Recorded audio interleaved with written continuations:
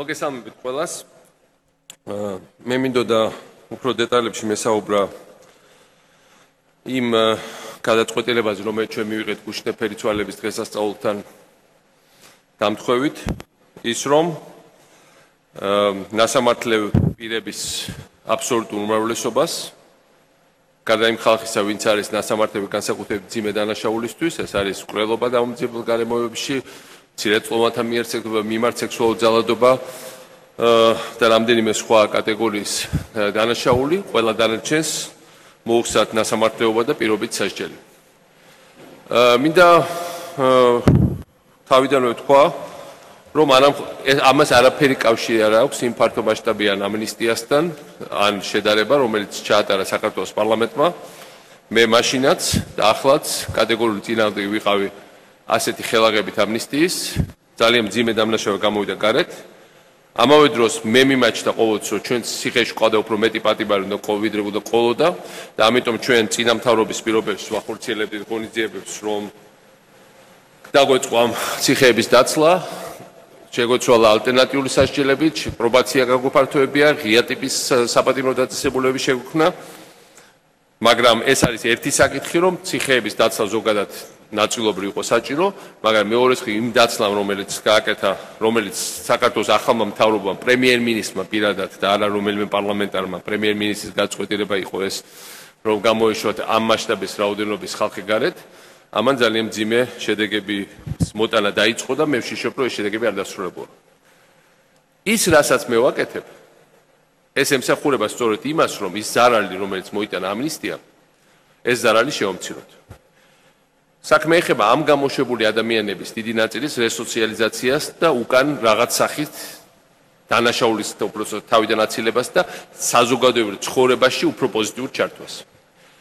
დღეს ნასამართლეობა ითვალისწინებს თელ რიგ შეზღუდვებს, საჯარო სამსახურში დასაქმების, კერძო სექტორში დასაქმების, სხვადასხვა საქმიანობის წარმოების, მაგალითად მართვის მოწმობებთან დაკავშირებული საკითხების. ერთ სიტყვით, ისედაც იმ პირობებში, როცა ეკონომიკა არის ძალიან რთულ ვითარებაში, უმუშევრობა მკვეთრად იზრდება.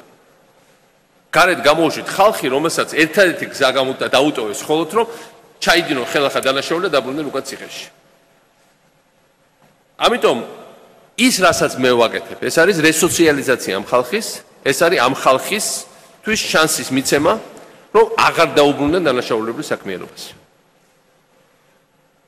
ამიტომ მე ვფიქრობ, რომ აქ ზოგად ჰუმანურ მოსაზრებებთან ერთად არის ძალიან პრაგმატული მოსაზრება. არის რამდენიმე ათასობით, შეიძლება რამდენიმე ათეული ათასიც, სხვადასხვა ირიბი ფორმით, ესეთი ადამიანი, რომელიც დღეს ხელოვნურად არის შეზღუდული იმ პირობებში, როცა ეს ხალხი არის გარეთ. ეს ხალხი უკვე გარეთ არის. თუ ისინი წარმოადგენენ დანაშაულის საფრთხეს, ეს საფრთხე უკვე დამდგარია. მაგრამ სწორედ იმის გამო, რომ ისინი ასევე მაღალ რისკს შეიცავენ დანაშაულის რეციდივის, უნდა მივცეთ საშუალება, რომ ამ ხალხის რესოციალიზაცია მოხდეს, ამ ხალხის დასაქმება მოხდეს, ამ ხალხის ჩართვა მოხდეს ეკონომიკურ ბრუნვაში და არავითარ შემთხვევაში არ დაბრუნდნენ ისინი უკან საპატიმროებში. მე არ მგონია, რომ ეს რაღაც პანაცეა, რასაც მე ვაკეთებ, მე იმაზეც არ მაქვს ილუზია, რომ რაღაც ნაწილს ამ ხალხის ჩვენ ვერ გადავარჩენთ იმას, რომ რაღაცა სხვა შარში არ გაეხვენ, რაღაც ნაწილი ალბათ ასეთი იქნება, მაგრამ ყოველ შემთხვევაში უნდა ვცადოთ და უნდა მივცეთ ეს საშუალება. ეს არის ის, რაზეც ბევრი ვიმსჯელეთ და გადავწყვიტეთ. მნიშვნელოვანია, რომ აქ რიგები არ დადგეს, იმიტომ რომ ეს არის ჩვეულებრივი სამუშაო პროცესი. ინფორმაციის მიღება შეეძლებათ, ეხლა ზოგჯერ ტელეფონი დაკავებულია, მხოლოდ ორი ხაზია და იმისათვის, რომ დარეკოთ, დრო დაჭირდება და ამიტომ არავითარი აუცილებელი რომ ყველამ დღეს შემოიტანოს განცხადება, ან ყველამ დღესვე დარეკოს.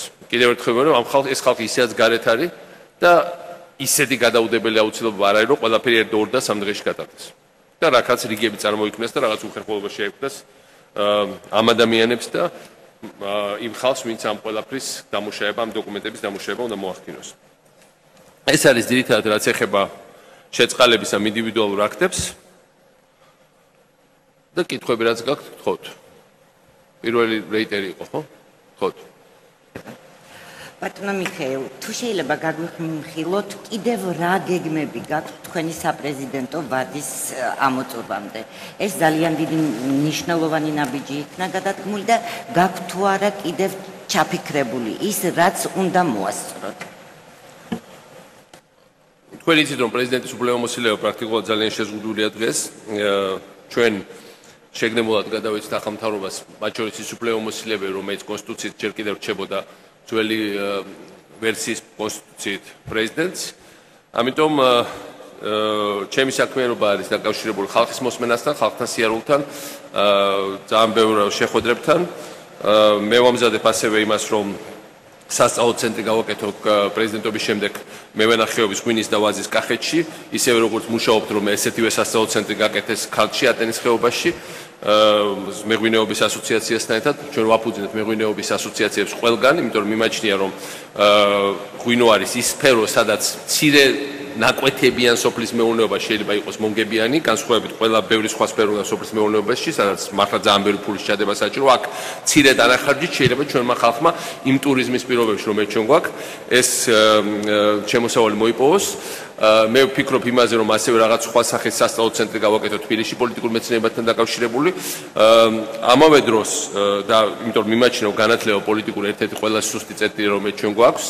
ვისურვებდი, რომ ტექნოლოგიური უნივერსიტეტი ბათუმში არ მოეხურათ, მაგრამ ამას მე პიროვნულად ცალკე ვერ გავაკეთებ, ეს თავრობა უნდა გააკეთოს უცხოური დახმარების პირობებში, სამწუხაროდ ის ფული ამერიკული წაიღეს სხვაგან, მაგრამ მე რასაც შევძლებთ განათლებაში მე გავაკეთებ.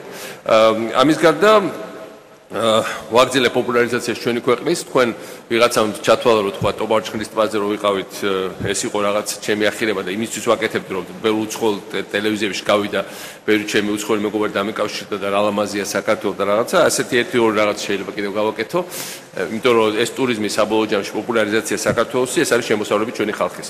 მე გუშინ ვნახე ბათუმში ყველაზე მეტი ტურისტია აჭარის ისტორიაში ბათუმში ჩასული. ეს არის მართლა ძალიან მაგარი გარღვევა ხალხისთვის, ეს არის დამატებით შემოსავლის წყაროები, ის რაზეც ჩვენ ეს წლები ყველა დაგვცინოდა, რომ ახირება ტურიზმის. გუშინ ჩემი შვილი გავაცილეთ მაგათ თბილისის აეროპორტში სასწრაფოდ წავიდა, თბილისის აეროპორტს სასწრაფოდ ჭირდება გაფართოება, იმდენად სავსე იყო. ასე რომ ამ ყველა საკითხებზე რა თქმა უნდა ვაპირებ, რომ ვიმუშაო. დაკითხვები. მოგესალმებით, თეონა ცხომელიძე, სამოწყებლო კომპანია რუსთავი 2. ბატონ პრეზიდენტო, მე დაუბრუნდები ისევ თქვენს ინიციატივას.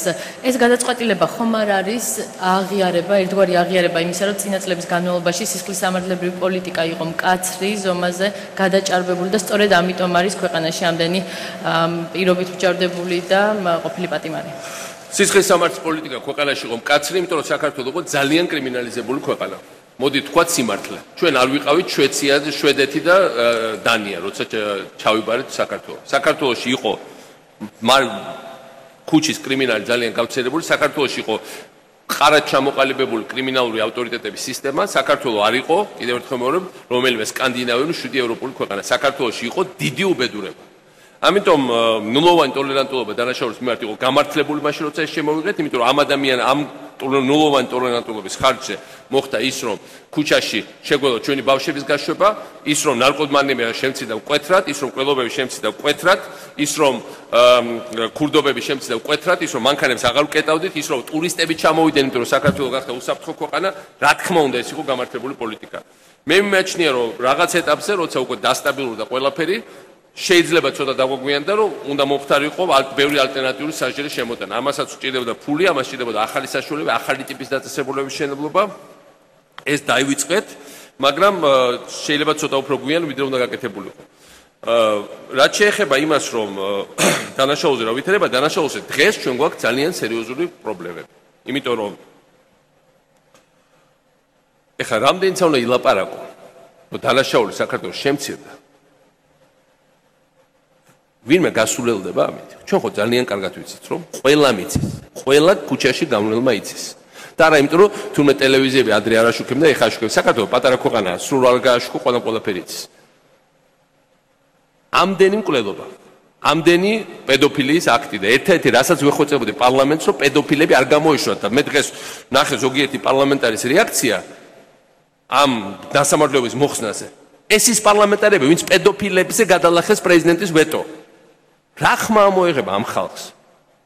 რა თემაზე ამის შემდეგ მოხდა კახეთში რამდენიმე პედოფილიის შემთხვევა. ჩემს სამეზობლოში სადაც ცხოვრობ. როდის იყო აი გუშინ ბათუმში? გოგოს გულისთვის ერთმა მოკლა მეორე.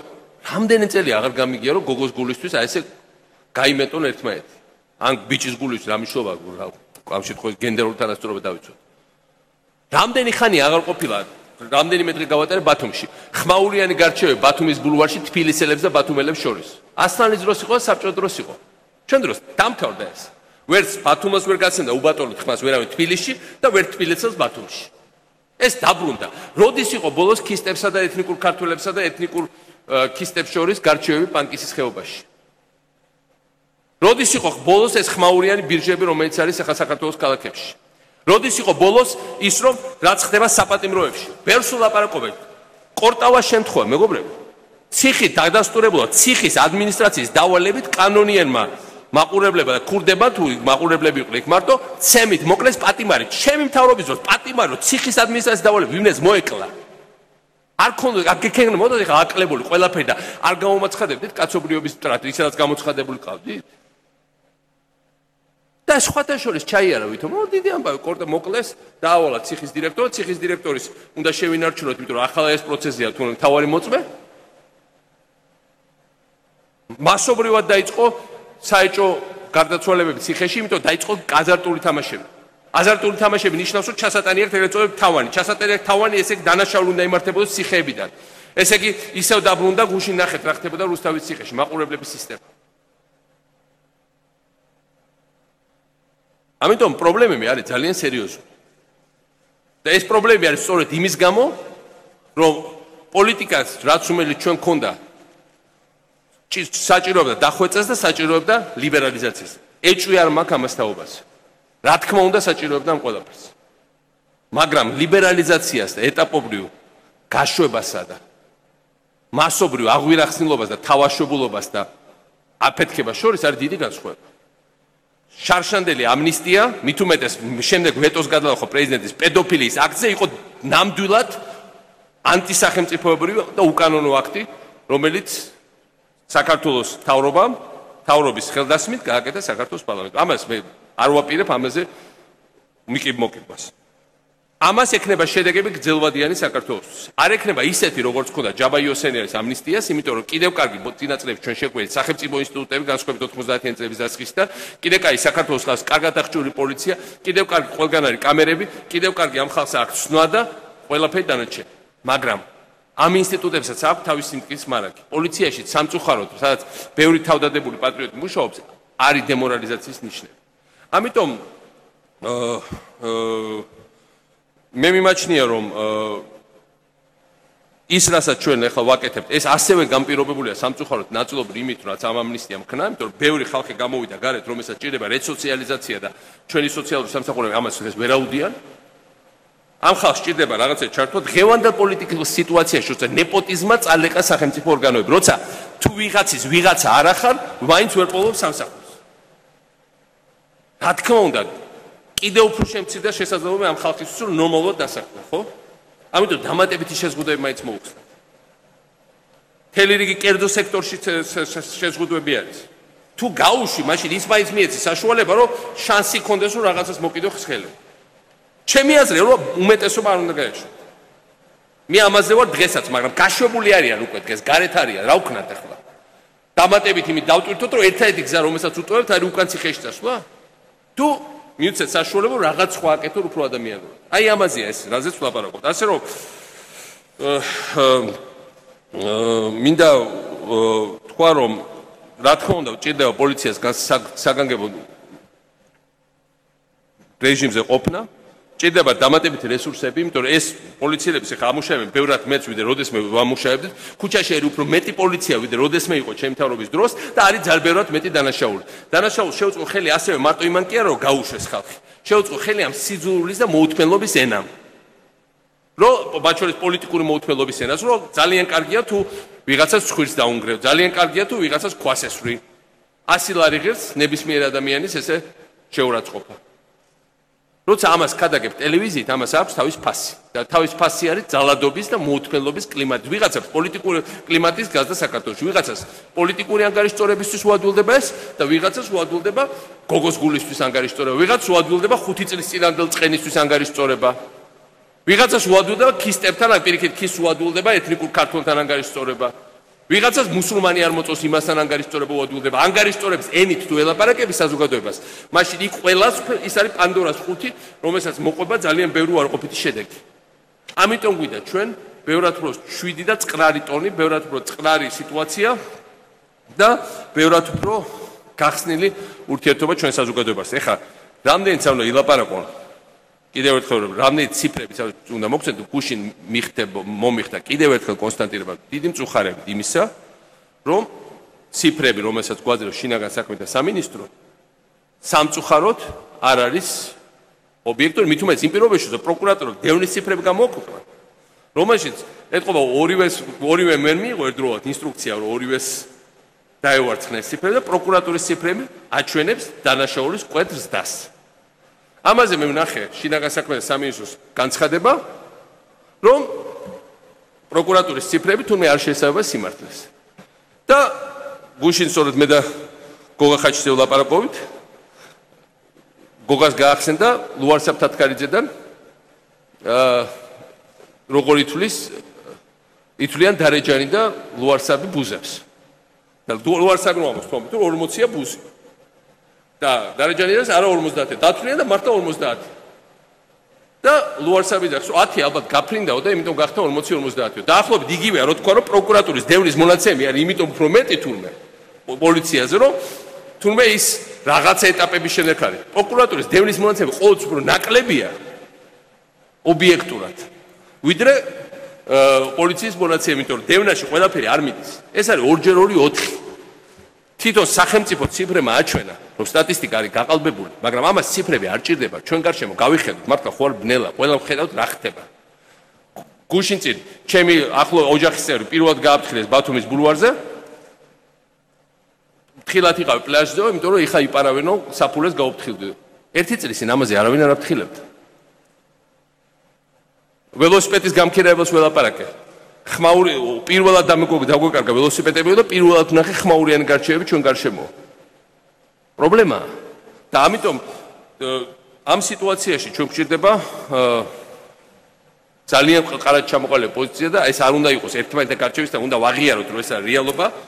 უნდა ვაღიაროთ მათ შორის შეცდომები თუ დაშვებული იქნათ, დაშვებული იქნა და უნდა ერთად ვიფიქროთ როგორ მოვახდინოთ მინიმიზაცია ზარალის ამ მიმართულებით. რაც მე გუში გავაკეთე, ეს არის ნაბიჯი გადადგმული მინიმიზაციის მიმართულებით. ერთმანეთს კი არა ვეკიშბოთ.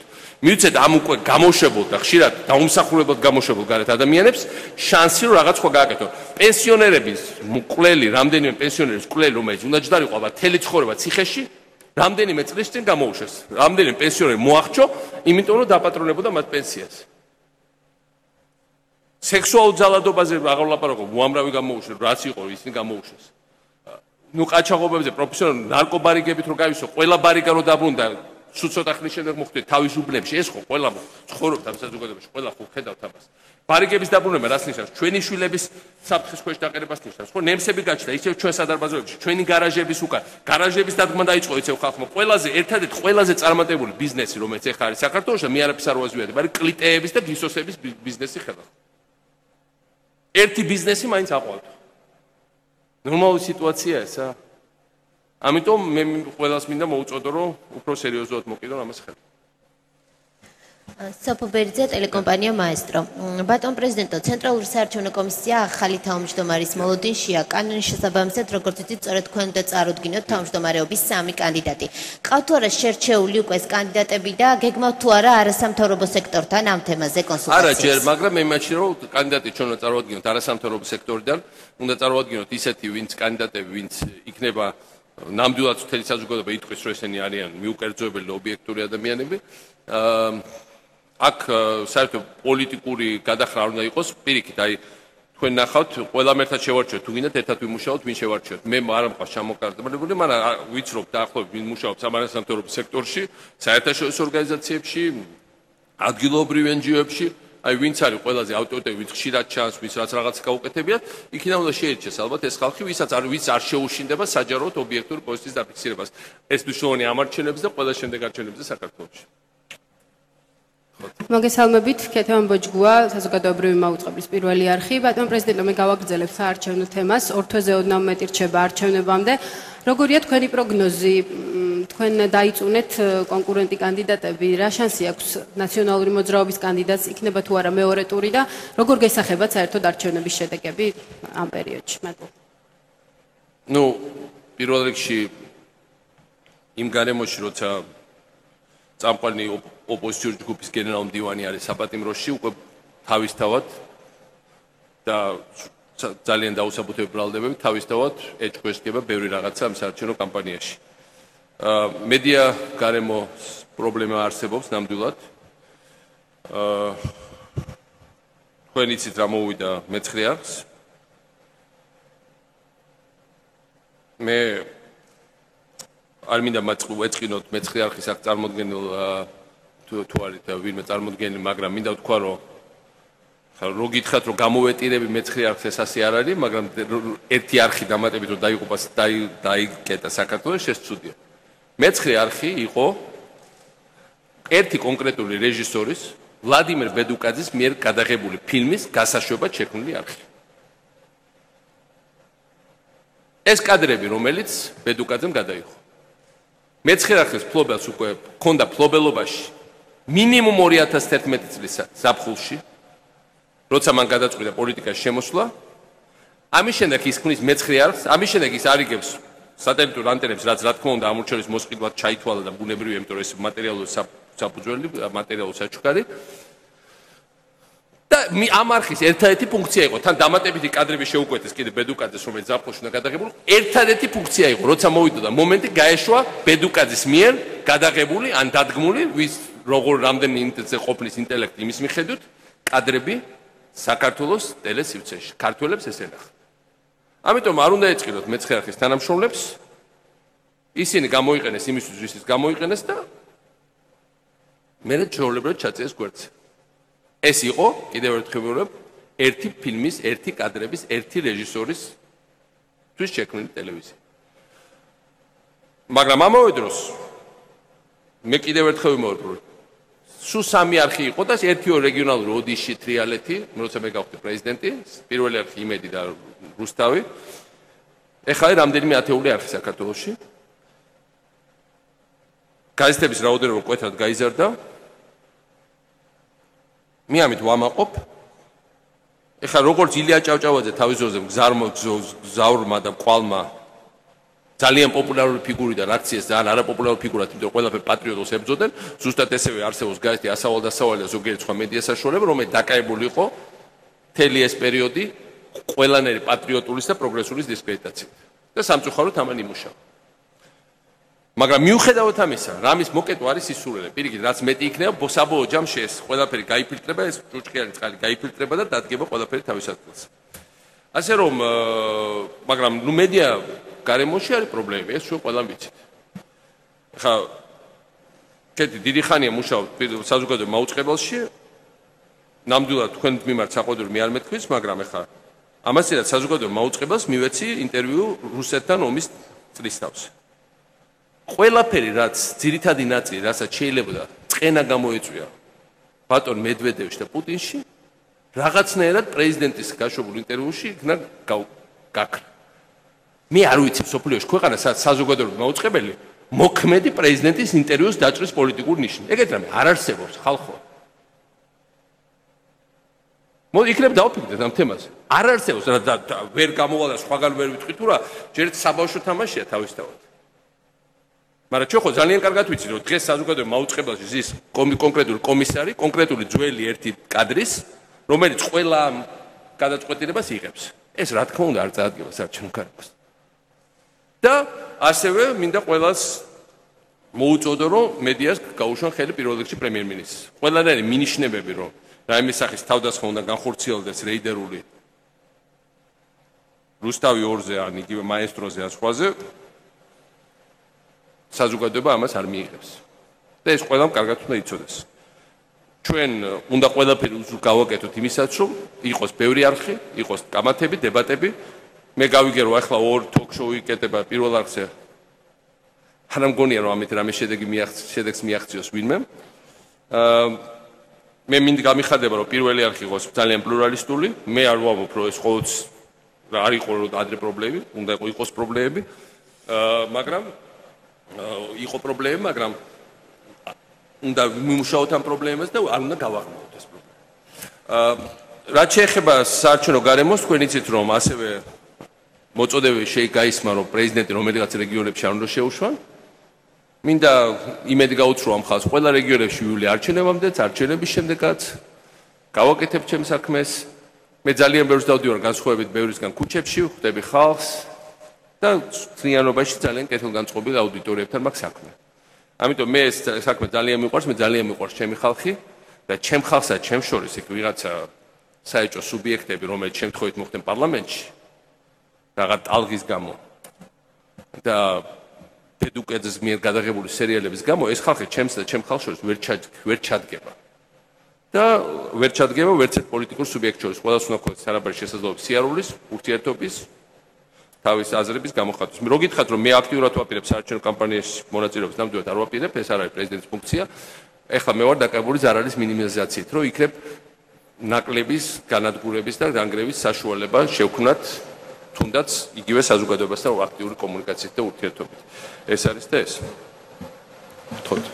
მოგესალმებით, ტელეკომპანია იმედი, ქეთილად საბიძე. ბატონ პრეზიდენტო, მედიის თემას გავაგრძელებთ. თქვენ გუშინაც აღნიშნეთ, რომ თქვენი ხელისუფლების დროს გაიხსნა ყველაზე მეტი ტელევიზია. თუმცა მინდა შეგახსენოთ, რომ 2004 წელს თქვენი გაპრეზიდენტებიდან 1 წლის ვადაში დაიხურა ტელეკომპანია მე-9 არხი, იბერია 25 არხიც 2007 წელს, შემდეგ ტელეკომპანია იმედი, პრობლემები ექნებოდა მაესტროს, ასევე ტელეკომპანია კავკასიას. საერთაშორისო ორგანიზაციების არაერთ დასკვნაში მოხვდა ხელისუფლების მიერ მედიის გაკონტროლების ფაქტები. რამდენად ფაქტებზე არის დამყარებული დღევანდელი და გუშინდელი განცხადება? მოდით მივყვეთ ახლა თქვენ ალბათ თვლით, რომ რაღაცაში გავუმიჭირეთ და მოდით მივყვეთ და მე ხალხ მიჩავთ, რომ მე გამოგიჭირეთ რაღაცაში, ხო? მოდი. იმედი ვინ დახურა ხوار გახსოვთ? მე ჩვენ რო დავხურეთ, ერთ კვირაში გავხსენეთ, ვინ დახურა შემდეგ. სახელი და გვარი, იმედის დირექტორი გიორგი თარგამაძე. ხوار ტყუივა რაღაცას, ხო გიორგი თარგამაძემ დახურა ნამდვილად იმედის კომიტეტი. მითხარით, თქვენ გეკითხებით ახლა. ბატონ არა, ბოდიში, ვინ დახურა? ვეღახურა არჩევნების, მე დავხურე, თუ გიორგი თარგამაძე დახურა, თუ ახლა გინდათ მითხრათ, რომ გიორგი თარგამაძეს მე მართავდი. მაშინ ახლა ბადრი პატარკაჩმა, სადაც სახელმწიფო გადატრიალების გაკეთება და ეს კადრები გამოვიდა ღია ეთერში. იმედის კოლექტივმა დახურა იმედი. მოდით ახლა კლიშეებით ნუ ვილაპარაკეთ. იმედის კოლექტივმა დახურა, მაშინ ახლა აღმოჩნდა, რომ რუსების დავალებით თქვენი ფლობელი მაშინდელი აკეთებდა სახელმწიფო გადატრიალებას. ეს ერთი. და კლავდა შინაგან საქმეთა მინისტრს და აპირებდა რაღაცას პრეზიდენტს. მეორე. ვინ დახურა მე-9 არხი? აბა გამოიცანეთ 3 იმიდან. 2004 წელს ვინ დახურა? მე დახურა. მე-9 არხმა გაუშვა ფილმი პუტინზე. დაურეკეს მოსკოვიდან მე-9 არხის ფლობელს, ხო არ იცით რა ქვია სახელი და გვარი? და იმ კაცმა, რომელიც დღეს არის საქართველოს პრემიერ-მინისტრი, დახურა არხი მოსკოვიდან დარეკუთ. თუ გინდათ სიმართლე, მე ვიქვიყავი და ეს ყველა მიცის ეს ისტორია. მოდით, ახლა მივყვეთ ისტორიას როგორ იყო რა. 25 არხი გაიფურჩქნა და პოპულარული გახდა. ჩემი მთავრობის დროს არ ვიცი ვინ რა პრობლემები შეუქმნა, მაგრამ მე ძალიან კარგად ვიცი, რომ ბათუმში მთავარ არხად ბოლო წლებში იქნა 25 არხი. მე ძალიან კარგად ვიცი, რომ გაიხსნა 15 თუ 20 ახალი რეგიონალური არხი. მე ძალიან კარგად ვიცი, რომ გაიხსნა ძალიან ბევრი გაიხსნა. მე ძალიან კარგად ვიცი, რომ თელი პაკეტი გაიხსნა სატელიტური არხების და იმდენი არხია, რომ მე ჩამოთვა გამიჭირდება არჩევნების დროს. მოდით ციფრებს შევხედოთ. და ყოველ დახურვაზე როცა მეუბნებით, მოდით თქვათ ვინ დახურა რა. იმიტომ რომ ხანდახან ჩვენ თვითონ ჩავები ამ კლიშეებში და თელი ასლები ძახთ, რომ აი ამან დახურა და მე ხალხი ხო, ალბათ დახურა. და ბოდიში ხარ. აი ეს იყო რაც იყო. ამიტომ დახურა რო გდომოდა არსებობს ბევრი მთავრობა ჩვენ გარშემო, რომელიც ამას ძალიან ეფექტურად აკეთებს და ჩვენ ვიყავით ყველაზე ეფექტური მთავრობა, როცა რამე გვინდებოდა.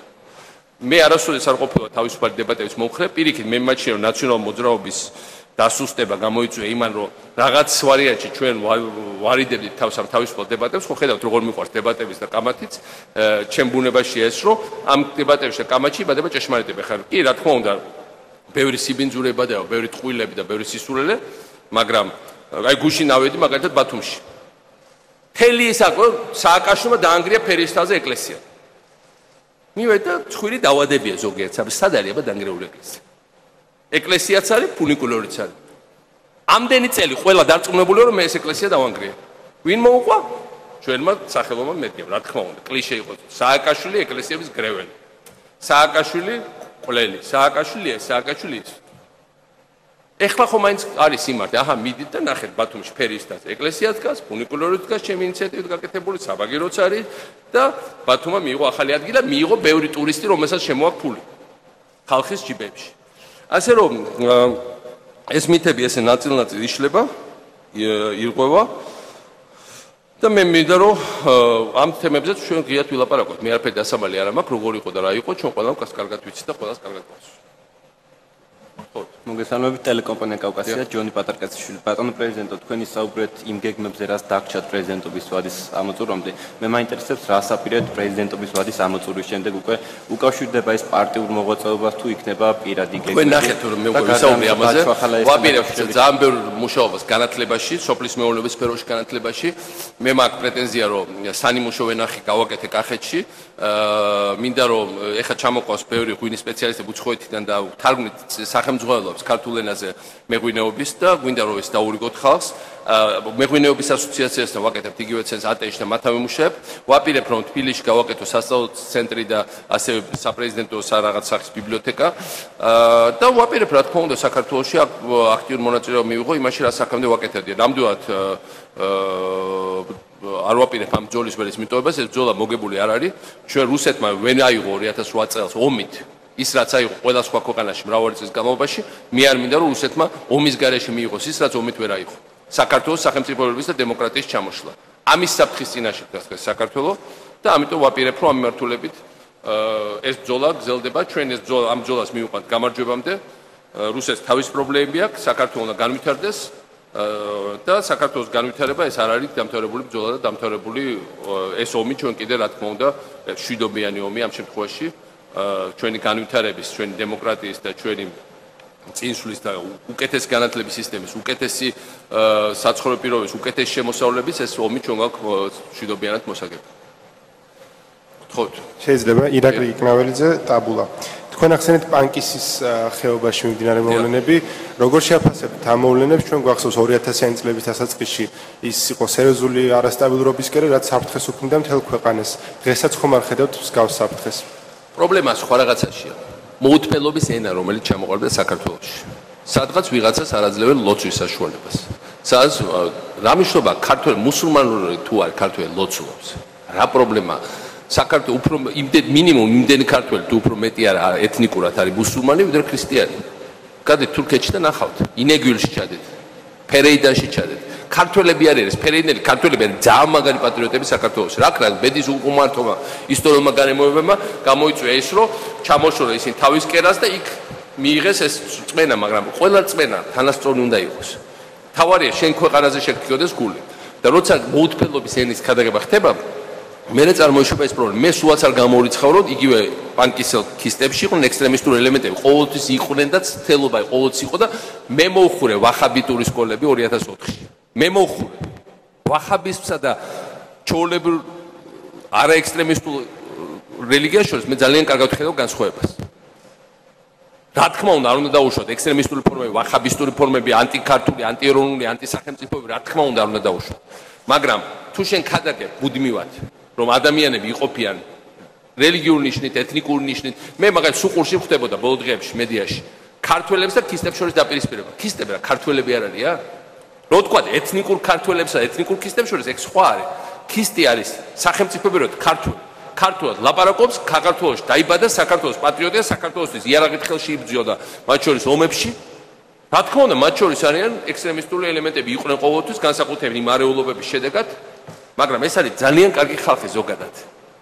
და ეხლა ჩვენ ლაფანყურის მოვლენებს ქონდა, სხვა მოვლენებს ქონდა, თავისთავად ექსცესები ხდებოდა, მაგრამ არ შეიძლება ხალხის ეს დაყოფა. როგორც კი ვიძახეთ, რომ ქართველები და ქისტები დაუპირისპირდნენ ერთმანეთს, ჩვენ უკვე ამ დეფინიციით ვაძლევთ დაპირისპირებას მყარ იდეოლოგიურ საფუძველს. არ არსებობს ქართველი და ქისტი, არსებობს ქართველი და ქართველი სახელმწიფოებრივად.